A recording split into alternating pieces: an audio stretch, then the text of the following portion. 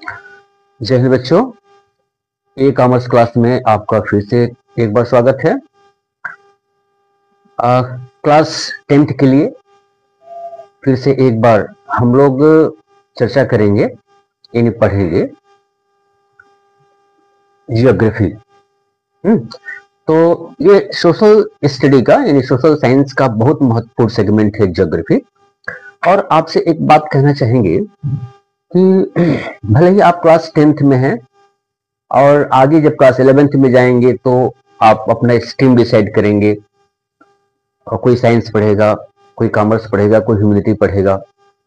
तो ऐसे कंडीशन में अब एसएसटी का रोल तो ह्यूमैनिटी में चला जाता है, लेकिन आगे चल करके मान लीजिए कि बड़ी आपकी इच्छा हुई और साइंस हो चाहे कॉमर्स हो या ह्यूमैनिटीज हो, ठीक है, तो समाज में रहने के बाद कभी कभी इच्छा हो जाती है कि हम और भी किसी कॉम्पिटिटिव एग्जामिनेशन में बैठे जो अब तक हम पढ़े हैं। जैसे आपने बीटेक कर लिया या बीकॉम कर लिया या बीए कर लिया, फिर आपके मन में आया कि नहीं यूपीएससी के एग्जामिनेशन में भी अपियर हो, तो उस समय जनरल स्टडी की पढ़ाई में ये सब भी सेगमेंट्स आते हैं।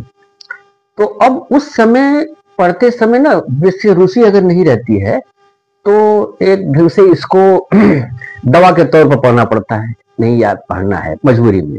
लेकिन अगर इस समय आप इसको ध्यान से सुने समझें तो आपकी रुचि हो जाएगी और फिर कभी भूलेगा नहीं ये जानिए। इसीलिए किसी भी सब्जेक्ट में पढ़ते समय उस समय तो हमें उतने समय तक जब उसमें रहना ही है तो एकदम कॉन्सेंट्रेट होकर के खाली सुनते जाएं या पढ़ते जाएं। आप देखेंगे कि आपका मन बदल जाएगा और आपकी रुचि उसमें हो जाएगी। चलिए, दूसरी बात ये कहना चाहेंगे कि क्लास 10th के स्टूडेंट्स जब भी आप एसएसटी पढ़ें या कोई भी सब्जेक्ट पढ़ें, एनसीईआरटी की बुक पढ़ें विशेष रूप से, तो आप देखेंगे कि चैप्टर की बिगिनिंग में कुछ इंफॉर्मेशन ब्लॉक में दिया रहता है और लोग उसको अवॉइड करते हैं। तो अधिकांशतः चीजें, जैसे मान लीजिए कि सबके पास टीचर्स अवेलेबल ना हो जिस समय आपकी जरूरत हो, और आपके पास रिसोर्स के रूप में बुक्स हो, तो वही हेल्प आपको देगा। तो ये भी एक पढ़ने का तरीका होता है, बुक्स को कैसे पढ़ें। तो उस समय जैसे मान लीजिए चैप्टर है तो बॉक्स में कुछ न कुछ दिया रहता है और लोग सोचते हैं कि नहीं इसको क्यों पढ़ें, हम मेन टॉपिक पे आ जाए। नहीं, उस बॉक्स में जो भी इंफॉर्मेशन दिया रहता है वास्तव में वो पूरा उस चैप्टर का थीम होता है और व्यवहारिक तौर से, है ना, व्यवहारिक तौर से प्रैक्टिकली उसको किसी एग्जाम्पल के थ्रू बताता है। वहीं से आपको क्लू मिल जाएगा कि उस चैप्टर को कैसे हम समझें। आज हम आपको ऐसे ही बताएंगे। तो चलिए, आपके ज्योग्राफी का 5वां चैप्टर हम रेज करेंगे आज, और वो है मिनरल्स एंड एनर्जी रिसोर्सेज। चलिए, तो आप जब एनसीईआरटी में देखिए, आज मैं जैसे मैंने बताया तरीका पढ़ने का वैसे ही आज हम आपको पढ़ाएंगे। तो इस चैप्टर में बिगिनिंग में ही 2 ब्लॉक दिया हुआ है और उस ब्लॉक में पहले ब्लॉक में एक एग्जाम्पल दिया हुआ है, ठीक है, कि कोई लड़का है और अपने फादर या अपने किसी गार्जियन के साथ ट्रेन में जर्नी कर रहा है। उस जर्नी में वो छोटा बच्चा क्या देख रहा है, वो देख रहा है कि ट्रेन यानी चल रही है, उसमें बेड भी है ना, चेयर भी है, उसमें किचन भी है, उसमें खाना भी बन रहा है। तो घर में जो भी एक्टिविटी होती है वो सब उसमें हो रहा है, ठीक है। तो वो उससे पूछता है अपने गार्जियन से, जो भी बड़े बुजुर्ग हो, कि ये कैसा घर है जो चल रहा है, सब कुछ उसमें है। तो उन्होंने बताया कि ये जो घर है कैसे बना। तो उस ट्रेन जो घर की तरह था, होता ही है, जो दीवार है मेटल का बना है, स्टील का बना है, चेयर है वो कुछ हार्ड ऐसे मिनरल का बना है, मेटल का बना है, फर्श वो भी किसी मेटल का बना है, रूफ किसी मेटल का बना है, किचन में भी इसी तरह से मिनरल्स मेटल्स लगे हुए हैं। और वो जो घर यानी ट्रेन जो चल रहा है उसके जो पहिए हैं वो भी लोहे के हैं, स्टील के हैं। इससे वो ये बताए कि वास्तव में आप क्या सूचना दे रहे हैं उस बच्चे को। तो घर में जो चीजें थी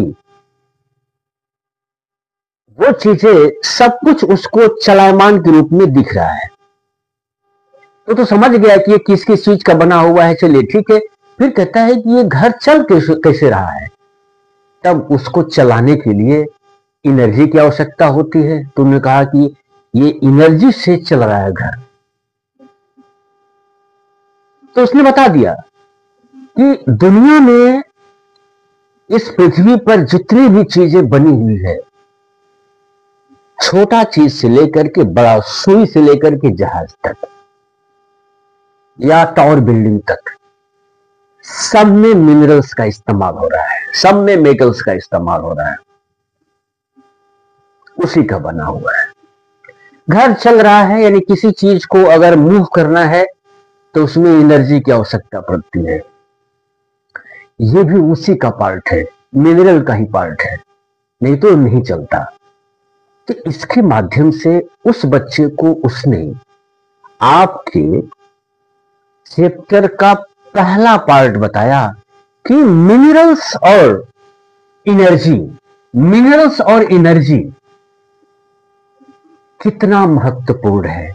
इसलिए आपका ये पहला टॉपिक हो जाता है। क्या ये हो जाता है कि इंपॉर्टेंस ऑफ मिनरल्स और एनर्जी कितना ज्यादा इंडिस्पेंसिबल है, यानी ऐसा है जिसके बिना आपका काम ही ना चले, अति आवश्यक है। इस कहानी के माध्यम से इसने ये आपके मिनरल्स का और एनर्जी का इंपॉर्टेंस बता दिया। तो आपने देखा कि उस ब्लॉक में जब पता चल गया कि नहीं ये कितना ज्यादा जरूरी है मिनरल्स, कितना ज्यादा जरूरी है एनर्जी, तब उसके विषय में जानने में और रुचि हो जाएगी कि ये कहां से मिलेगा, ये होता क्या क्या है, बनता कैसे कैसे है और कहां कहां मिलता है। बस यही तो पढ़ना है आपके पूरे चैप्टर में और इसी पर हम लोग चर्चा करेंगे। तो जब भी आप किसी भी चैप्टर को पढ़ें जो उसका थीम हो, तो सबसे पहले उस ब्लॉक का हेल्प लें जो बिगिनिंग में लिखा होता है। पूरे चैप्टर में कहां कहां जाना है आपको विद इन ए मोमेंट दिमाग में चला जाएगा और तब उसमें आप दौड़ लगाएंगे, आराम से सब समझ में आ जाएगा। जब कनेक्टिविटी बनी रहती है ना, तब आपको कोई दिक्कत नहीं होगा समझने में। कनेक्टिविटी तब बनती है जब उसमें रुचि जाती है। तो जैसे ही आपको इंपॉर्टेंस में थोड़ी भी रुचि आएगी तो आगे आप जाने, अच्छा अब कैसे, तो अब कैसे।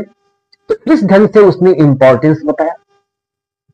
तब जो मैंने कहानी कहा उसके माध्यम से बताया कि इस दुनिया में जो हम और आप सब कुछ इस्तेमाल करते हैं उसमें बिना मिनरल्स का बन ही नहीं सकता है, वह अति आवश्यक है। इसलिए मिनरल्स का यूज बताया उस कहानी के माध्यम से। दूसरे ब्लॉक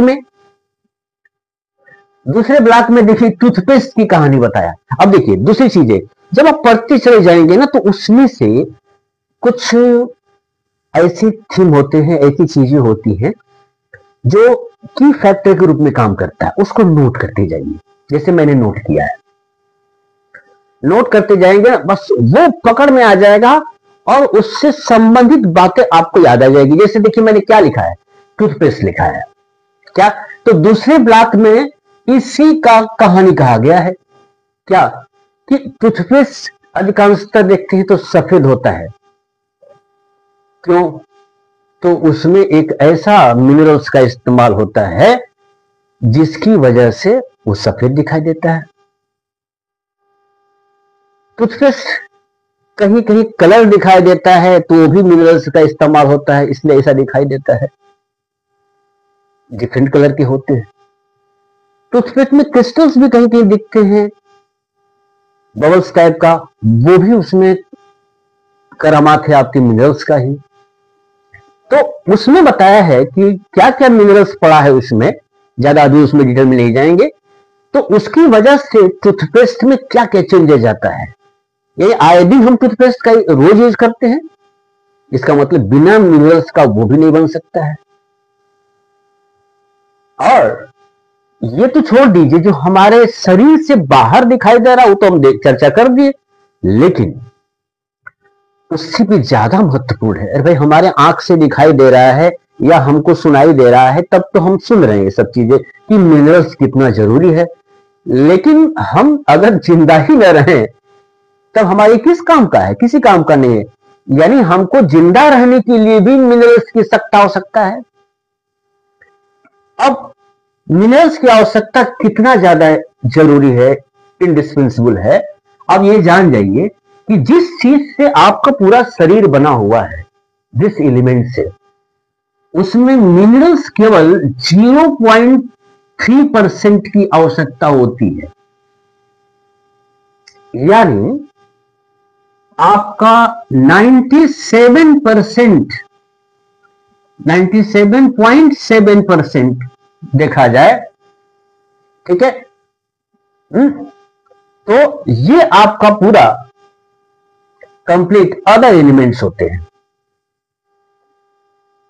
इसका मतलब क्या कि एक बहुत ही माइनर परसेंटेज, बहुत ही माइनर परसेंटेज आपका मिनरल्स आपके शरीर में रहता है, लेकिन अगर ये न रहे तो बाकी आपका यानी 96.7% जो अदर एलिमेंट से शरीर में तत्व है वो किसी काम का नहीं, एकदम कचरा हो जाएगा। इसका मतलब आपको स्वस्थ रहने के लिए, आपको वर्केबल रहने के लिए, एक्टिव रहने के लिए, जिंदा रहने के लिए, ये मिनरल्स जो 0.3% है ना, वो कितना जरूरी है आप अभी समझ गए। तब इसका मतलब क्या कि हमें लेकर के और हमारे इर्द गिर्द हम बिना मिनरल्स के रह नहीं सकते हैं। इस तरह से 3 पॉइंट के माध्यम से अगर क्वेश्चन आ जाए what is importance of minerals, आराम से हम लोग बता सकते हैं, जैसे कि अभी मैंने बताया। अब इसी थीम से आगे बढ़ते हैं। अब आगे बढ़ते हैं तो एक ख्वाहिश होती है कि मिनरल्स है क्या, जबकि हम लोग देख रहे हैं मिनरल्स क्या है।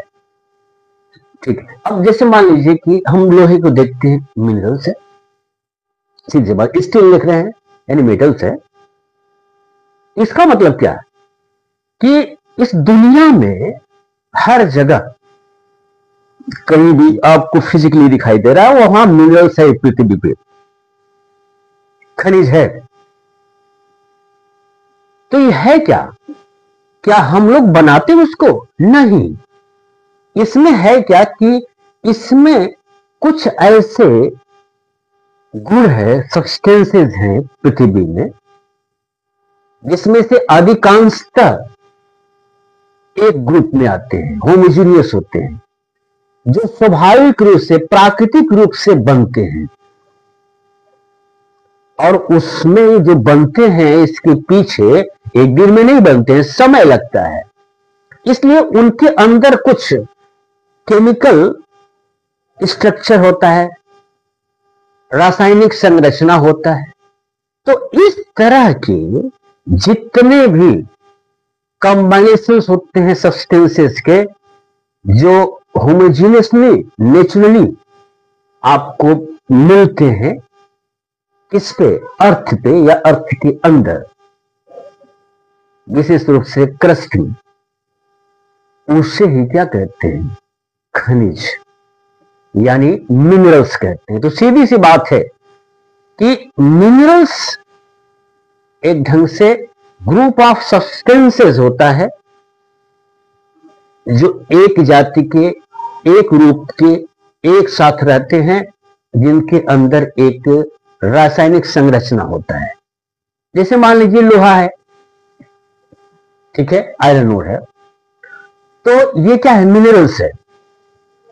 तो इसमें एक या एक से अधिक एलिमेंट्स या सब्सटेंसेस एक साथ रहते हैं और वो मिल करके जो एक स्पेशल क्वालिटी दिखाते हैं आपको, ठीक है, जो प्राकृतिक रूप से बनते हैं, उसे ही आप लोहा कहते हैं, उसे ही आयरन ओर कहते हैं। और ये जो बनता है वो अचानक नहीं बनता है, इसमें रासायनिक संरचना होता है ना।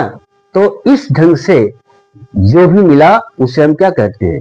मिनरल्स कहते हैं। चलिए, मिनरल्स की मीनिंग तो समझ में आ गई, स्पष्ट आ गई। अब मीनिंग के बाद हम आगे चलते हैं। आगे जब भी जाए तो मिनरल्स वास्तव में जो हमें दिखाई देता है, कोई भी मिनरल्स हो, ठीक है ना, कोई भी मिनरल्स हो जो दिखाई देता है, वास्तव में जो पृथ्वी में होता है वो कच्चे रूप में होता है। जैसे मान लीजिए मिट्टी है ना, तो ये कहीं भी मिलता है, तो जैसे मान लीजिए पृथ्वी का ऊपर का भाग है, ठीक है, उसमें रॉक्स है, ठीक है। अब रॉक्स में जो मिनरल्स मिल रहा है, मान लीजिए कि आयरन ओर मिल रहा है या कोयला मिल रहा है, तो शुद्ध रूप में वो हमें डायरेक्ट कभी नहीं मिलेगा। क्यों? क्योंकि वो अभी कच्चे रूप में है। मतलब क्या कि उस आयरन ओर के साथ कुछ और भी चीजें हैं, कुछ कचड़े भी हैं, कुछ और एलिमेंट्स हैं, ठीक है। तो इसका मतलब क्या कि वो हमें शुद्ध रूप में मिनरल्स नहीं मिला है, बल्कि उसके साथ कुछ और चीजें हैं, कुछ और एलिमेंट्स हैं, उसके साथ मिलेगा, उसे प्यूरिफाई करना पड़ेगा। तो उस कच्चे मिनरल्स को, जैसे मान लीजिए कि अगर हम लोहे की बात करें, तो कुछ भी हो वो ओर्स के रूप में होते हैं, कच्चे रूप में होते हैं, वो पके रूप में नहीं होते। कोई भी चीज है, आयरन ओर हो, मैग्नीज हो, ठीक है, कोबाल्ट हो, बॉक्साइट हो, कुछ भी, ये आपको जिस रूप में ओरिजिनल बॉक्साइट दिखाई देगा, जिस रूप में ओरिजिनल लोहा दिखाई देगा, उस रॉक में, यानी पृथ्वी के ऊपरी सतह में, वो नहीं दिखाई देता है, क्योंकि उसमें मिला हुआ है, उसे प्यूरिफाई करना पड़ता है। अब एक देखने की कोशिश करेंगे कि वास्तव में ये कहां बनते हैं, कहां पाए जाते हैं। यानी हमारा कहने का मतलब ये है, कहां पाए जाने का मतलब ये नहीं कि उत्तर प्रदेश में पाए जाते हैं कि उड़ीसा में पाए जाते हैं, ये तो बात की बात है, तो डिस्ट्रीब्यूशन में आता है। एक्चुअली अगर ये अर्थ क्रस्ट में, देखिए एक बात बोले कि ये जो पृथ्वी है, अर्थ है, अगर ये गोला है सर्कल में, हम लोग जानते हैं ना, तो इसके ऊपरी भाग को, ये जो है ऊपरी भाग है पृथ्वी का, इसे हम क्रस्ट कहते हैं, अर्थ क्रस्ट कहते हैं। ये अर्थ क्रस्ट है, यानी पृथ्वी की पपड़ी है, सीधी सी बात है। और ये रॉक से बना हुआ है, इससे सॉलिड रूप इसमें रहता है। और जैसे जैसे आप अंदर आएंगे ना यहां, तो इसे हम कोर कहते हैं, ये मेल्टेड फॉर्म में रहता है। तो पृथ्वी के अंदर से ऊपर जब आते हैं तो टेम्परेचर जो है कम होता जाता है, और इसलिए यहां पर आपका जो भी मिलेगा रॉक के रूप में, चट्टान के रूप में, बड़े सॉलिड मिलेगा, ठोस मिलेगा, ठीक है। और वही ये सब चीजें, मिनरल्स आपको दिखाई देगा। कहां से दिखाई देगा, कैसे बना, कैसे वो मिनरल्स प्राप्त होता है, यानी इस पृथ्वी में कहां मिलता है, ये जानने की कोशिश करेंगे। इसीलिए यहां लिखा गया है कि where are these minerals found, कहां पाया जाता है। चलिए, कहां पाया जाता है, इसकी संरचना कैसे बनता है, इस बेसिस पर पता चल जाएगा। एकदम सीधी सी बात है। चलिए आते हैं उस पर, कहां पाया जाएगा, कैसे बनता है। तो देखिए, इसमें मैंने कहा कि जितने भी मिनरल्स हैं सभी रॉक में, चट्टान के रूप में मिलते हैं, ठीक है ना। तब चट्टान भी कई तरह के होते हैं, यानी ये अचानक जो पृथ्वी का ऊपरी भाग सरफेस है, अर्थ क्रस्ट जिसे कहते हैं, ये अचानक नहीं, ये बना हुआ फॉर्म है जो दिखाई दे रहा है। तब किस ढंग से बनता है, तो उसमें कई तरह के चट्टान होते हैं। एकदम सीधी सी बात है, यानी जो अभी हम लोग जैसे खड़े हैं ना, तो इसमें ये चट्टान है सब, लेकिन कई तरह के चट्टान होते हैं। उसमें से पहला बता रहा है जहां ये मिनरल्स पाए जाते हैं, in igneous rocks and metamorphic rocks के अंदर पाए जाते हैं, ठीक है ना। अब देखिए इसके अंदर कैसे पाए जाते हैं, तो जितने भी रॉक्स होते हैं ना, उस रॉक्स के बीच में कहीं कहीं पर पोर्स होते हैं, ठीक है। पोर्स मतलब होल टाइप का होता है, ठीक है, या चट्टानों के बीच में ऐसे दरार होता है। तो ऐसे में क्या होता है कि इस कोर से, जो कोर लिक्विड की फॉर्म में रहता है, यानी जो खनिज पदार्थ है, मिनरल्स है, यहां मेल्टेड फॉर्म में रहता है। तो यहां चाहे गैस के फॉर्म में, लिक्विड के फॉर्म में, और यहां पर टेम्परेचर बहुत अधिक होता है, तो ऊपर आने की कोशिश करता है। ऊपर आता जब है, तो ऐसे कंडीशन में ऊपर आते आते जहां जहां मुलायम इसको रॉक्स मिलेंगे, उसको तो छेदते ही आएगा, है ना। आने के बाद अधिकांशतः क्या होता है कि पूरे क्रस्ट को नहीं छेद पाता है, और यहां कहीं ना कहीं दरारों में या होल में धीरे धीरे धीरे धीरे ठंडा हो जाता है, क्योंकि ऊपर आते आते टेम्परेचर कम हो जाता है।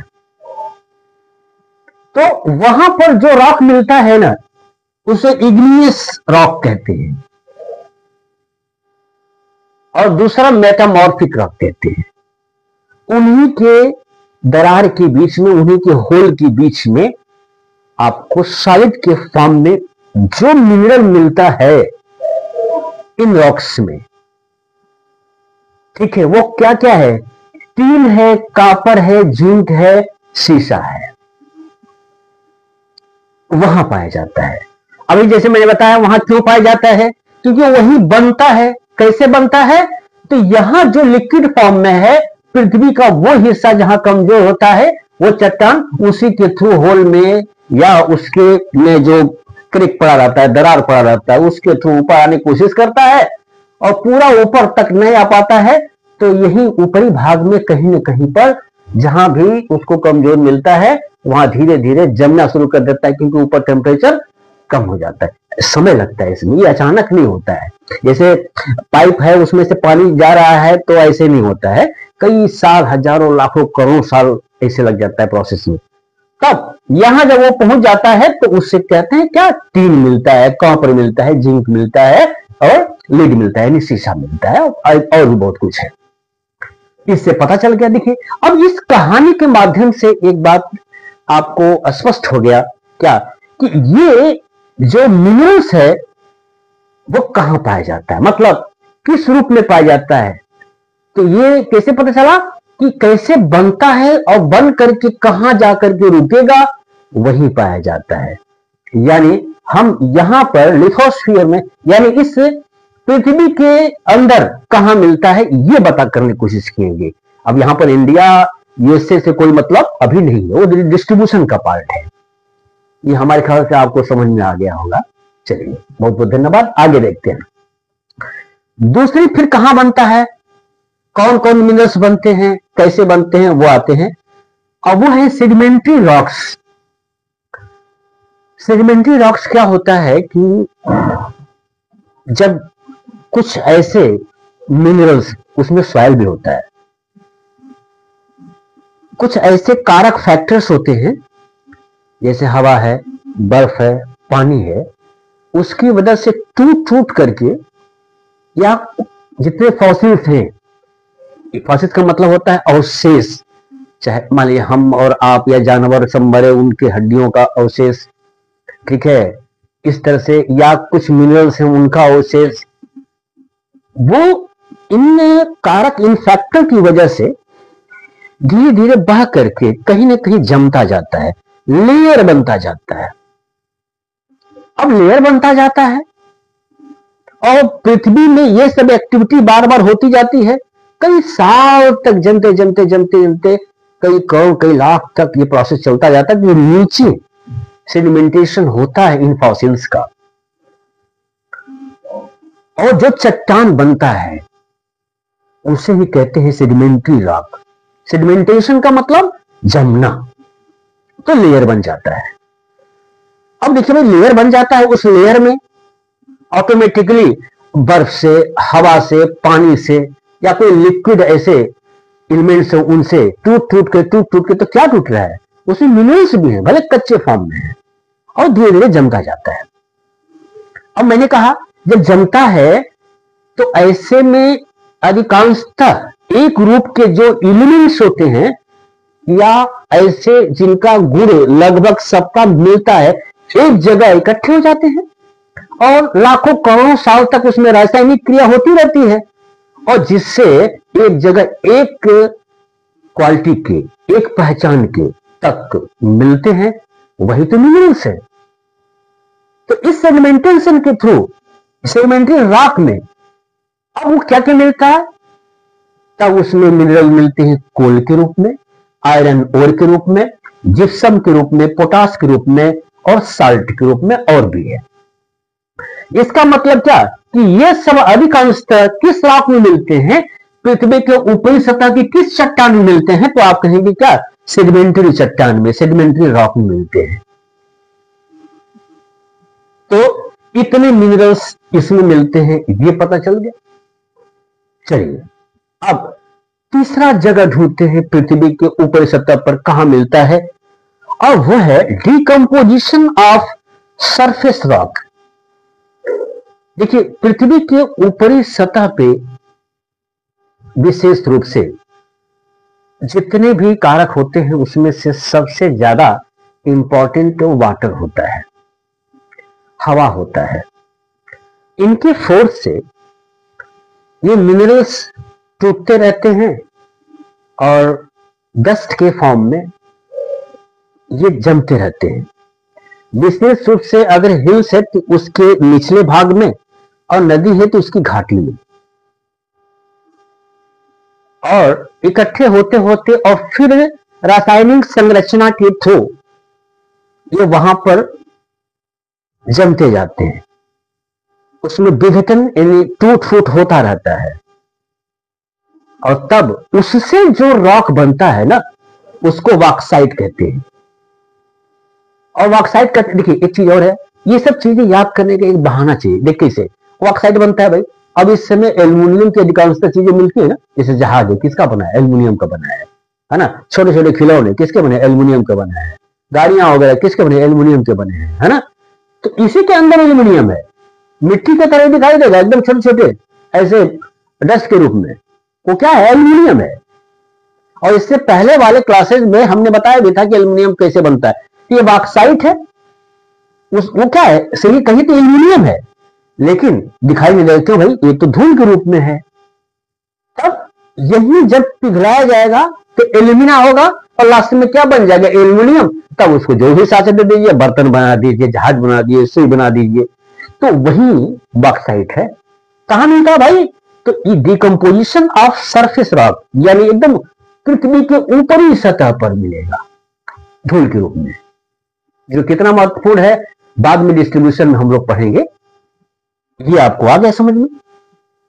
अब देखिए एलुवियल डिपॉजिट्स, एलुवियल डिपॉजिट्स बहुत महत्वपूर्ण है। जानते हैं अधिकांशतः बच्चे जो गांव में रहते हैं या शहर में भी, छोटे छोटे टाउन में, तो देखते हैं हर साल कहीं न कहीं पर बाढ़ आता रहता है, फ्लड, ठीक है। तो अब मान लीजिए कि सामान्य मौसम में नदी अपने रूप में रहती है, ठीक है, लेकिन बरसात के समय में नदियां उफान पे होती हैं और किनारे को क्रॉस करके गांव गांव में पहुंच जाती है, शहर शहर में पहुंच जाती है, और फिर कुछ दिन के बाद पूरा पानी खत्म हो जाता है। अब देखते होंगे पानी के साथ कुछ आता है कि नहीं, शेर आता है, देखते हैं विशेष रूप से बड़ी चिकनी चिकनी मिट्टियां जम जाती है, बड़ा सुंदर लगता है उस समय। वो एलुवियल सॉइल होता है। और यही पानी जो कारक है, फैक्टर है, जब बड़े फोर्स में रहता है ना, तो अच्छे अच्छे मिनरल्स को तोड़ते हुए अपने साथ उस एलुवियल जो सॉइल है उसमें डिपॉजिट करता रहता है। कभी कभी इसको प्रेशर डिपॉजिट भी कहते हैं। तो जब उसको डिपॉजिट करता रहता है और फिर रासायनिक संरचना उसके अंदर जो होता रहता है, तो उसमें बड़ी बड़ी अच्छी अच्छी, है ना, मिनरल्स मिलते हैं भाई, मेटल्स के रूप में। और इसी है, और ये समझ जाइए, इसका मतलब ये है कि ये जो एलुवियल सॉइल है, यानी बाढ़ से जो आता है, और फिर विशेष रूप से जैसे पहाड़ पर बारिश होगा तो पहाड़ पर बारिश होते होते वो कहां जमता है, ठीक हिल्स के निचले भाग पे, ठीक है। और नदियों से जब बाढ़ आता है तो नदी के किनारे, और उस जमाव की वजह से जो बार बार हर साल जमता जाता है, उस जमाव की वजह से जो मिट्टी है उसमें अब सालों साल, लाखों साल, हजारों साल, करोड़ों साल जब उसमें रासायनिक संरचना होता रहता है, तो वो नदियां या हिल्स के थ्रू जितने भी चट्टान होते हैं उसमें से कौन सा मिनरल्स आता है भाई, जो मेटल के फॉर्म में बहुत ही महत्वपूर्ण और बहुत ही बहुमूल्य धातु मिलता है आपको, ठीक है। इन मिनरल्स मिलता है, सॉरी मेटल मिलता है। और मेटल भी कहां से आता है, मिनरल से आता है। क्या क्या भाई, तो देखिए gold, silver, diamond, tin etcetera. तो अब आपको रुचि भी आ रही होगी कि ये गोल्ड कहां मिलता है, किसी से बता सकते हैं, ठीक है। तो वो मिलता है एलुवियल डिपॉजिट से। अब पांचवा जो सोर्स कह सकते हैं किसका, संरचना का, यानी इन मिनरल्स के बनने के संरचना में पांचवा जो सोर्स है ओशियन वाटर है। हाँ, समुद्र का पानी में अथाह मिनरल्स है, लेकिन चूंकि उसका एक्सट्रैक्शन नहीं हो पाता है इसलिए कॉमर्शियली बहुत इंपॉर्टेंट नहीं है। लेकिन एक चीज तो बहुत इंपॉर्टेंट है भाई, वो कौन सा, जो कॉमन साल्ट यानी नमक का हम इस्तेमाल करते हैं, वो समुद्री पानी से तो मिलता है ना। यानी वही वो मिनरल्स आपको इतनी प्रचुर मात्रा में जो समुद्री वाटर है उसके थ्रू मिलता है, जिसका हम इस्तेमाल करते हैं। साथ ही साथ आपको मैग्नीशियम भी मिलता है, ब्रोमाइन भी मिलता है, और ये मिनरल्स बहुत ही इंपॉर्टेंट होते हैं हमारे और आपके लाइफ के लिए। इस ढंग से मैंने क्या बताया, ये 5 तरीका बताया इन चट्टानों के बनने का, कि ये पृथ्वी के किस भाग में कैसे बनते हैं। इसलिए मैंने आपको यहां क्या लिखा, यहां लिखा कि where are these minerals found, और इसी रूप में क्वेश्चन आपको एनसीईआरटी में लिखा हुआ है।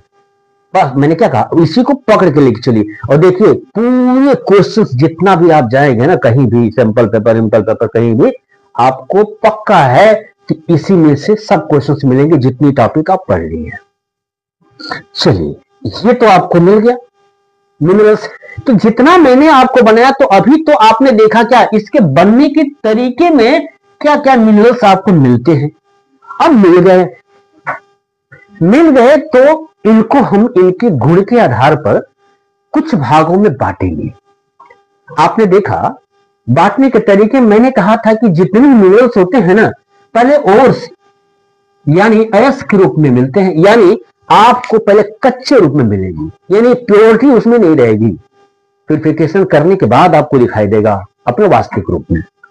तो ऐसे कंडीशन में इन सभी मिनरल्स को, ठीक है ना, इसमें एनर्जी भी है, अब दिखाई देगा, ठीक है ना, इन्हीं मिनरल्स एनर्जी बनते हैं भाई, बात में आ गया। एनर्जी तो सेकेंडरी प्रोडक्ट हो जाता है ना, प्राइमरी नहीं, लेकिन प्राइमरी उसका जो सोर्स है इसी में है। अब देखिए, तब इसको हम देखेंगे अब दूसरा तरीके से, इन सब मिनरल्स को अगर हम मिला दें, मिला के और यूनिफॉर्म करना चाहें तो कितने भागों में कर सकते हैं, ये हम लोग पढ़ेंगे। Classification of minerals. तो हम सबको मिला दिए, मिलाने के बाद यहां पर आप देखिए मैंने 3 भागों में पहले बांटा। फर्स्ट है मेटालिक, दूसरा है नॉन मेटालिक, तीसरा है एनर्जी मिनरल्स। यहां सीधी सी बात है कि जो मिनरल्स है उसमें से कुछ मिनरल्स ऐसे हैं जिसमें मेटल धातु होता है और कुछ ऐसे हैं जिसमें मेटल नहीं होता है, बस इतना ही है। जिसमें मेटल होता है वो एक साइड में रहेंगे, जिसमें मेटल नहीं होता दूसरे साइड में होगा, इसीलिए एक को मेटालिक कहा गया है, दूसरे को नॉन मेटालिक। मानिए कोई क्वेश्चन आ गया कि why some of the minerals that is called the metallic, तो आप यही कहेंगे इन सभी मिनरल्स में आपको मेटल मिलता है, that's why it is called the metallic. तो कौन है भाई? तो फिर से इसको हम 3 भागों में बांट सकते हैं।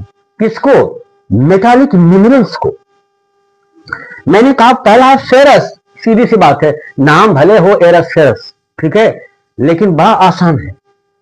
अगर इसमें लोहा है, इस जितने मिनरल्स हैं इसमें अगर लोहा है तो उसे हम फेरस कहेंगे, बातें साफ साफ है ना। अगर उसमें आयरन है तो हम इसे क्या कहेंगे? फेरस कहेंगे। तो कौन कौन सा है जिसमें आयरन है भैया? ये तो सीधे सीधे है, पहला आयरन और, ठीक, दूसरा है मैग्नीज, तीसरा है निकल और चौथा है आपका कोबाल्ट। इसके बाद भी है, केवल 4 ही नहीं है, बहुत से, लेकिन इतना तक आपका काम अभी चल जाएगा, पूरा अभी याद करने की जरूरत नहीं, आगे हायर एजुकेशन में जाएंगे तो याद करिएगा। तो इसे हम, ये सभी जितने भी मिनरल्स हैं ना, सब में लोहा है, that's why it is called the ferrous, इसलिए इसको हम क्या कहेंगे? फेरस कहेंगे। अब दूसरा है नॉन फेरस, मतलब ऐसे मिनरल्स जिसमें लोहा नहीं है। अब वो कौन कौन है? जैसे कॉपर है, सीसा है, लीड है, टीन है, ठीक है ना, बॉक्साइट है, इसमें क्या है? लोहा नहीं है। इनसे अगर स्टील बनाना चाहे तो नहीं बनेगा। चलिए ये भी समझ में आ गया।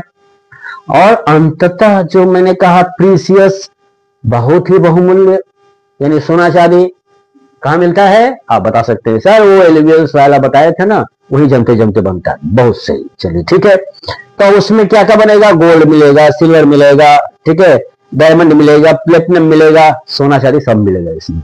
तो ये भी क्या है? मिनरल्स है, ठीक है। कैसा? प्रीसियस, मतलब मार्केट के हिसाब से ये बहुमूल्य है, ठीक है। चलिए ये हो गया। अब नॉन मेटालिक, यहां बिल्कुल मेटल नहीं है, इनमें तो मेटल है, इन तीनों में क्या है? मेटल है, इसमें बिल्कुल कुछ भी मेटल नहीं है, कोई धातु नहीं है, बहुत मुलायम है। जैसे माइका है, सॉल्ट है, ठीक है, पोटास है, सल्फर है, ग्रेनाइट है और लाइमस्टोन। क्योंकि जो मिनरल्स है ना, कुछ तो बहुत कठोर है डायमंड की तरह और कुछ बहुत मुलायम है, ठीक है, जैसे आपका लाइमस्टोन है। तो ये सभी क्या है? नॉन मेटालिक है। अब इसके बाद जो बचा तीसरा, एनर्जी मिनरल्स, जैसा भी मैंने कहा था, है ना, जिससे आपको एनर्जी मिलती है, पावर मिलता है। भाई कोयला है, कोयला से हम जानते हैं जितने भी थर्मल पावर स्टेशन में बिजली बनती है, तो क्या है? एनर्जी है। किससे? कोयले से। कोयला कहां बनता है? याद रखिएगा, बताए थे अभी आपको, पेट्रोलियम है, नेचुरल गैस है, ये सभी क्या है? एनर्जी मिनरल्स है, यानी एनर्जी रिसोर्सेज है, ठीक है। इस ढंग से आपने क्या देखा? आपने देखा कि जिस ढंग से एनसीईआरटी हम लोग पढ़े थे, यानी आप पढ़े थे, इसी तरह से आप पढ़ते जाएंगे ना, ऑटोमेटिकली सब कुछ याद हो जाएगा। और एक बात और हम कहना चाहेंगे, अभी नहीं, कुछ साल के बाद आप इस एक्सपेरिमेंट करेंगे, आपको आ जाएगा, अभी नहीं आएगा। अगर इस ढंग से आप याद करने की, सुनने की, पढ़ने की कोशिश करेंगे ना, पूरे लाइफ में आप कतई नहीं भूलेंगे। इस चैप्टर का ये अभी पहला सेगमेंट है, आगे फिर हम दूसरे सेगमेंट में मिलेंगे। धन्यवाद।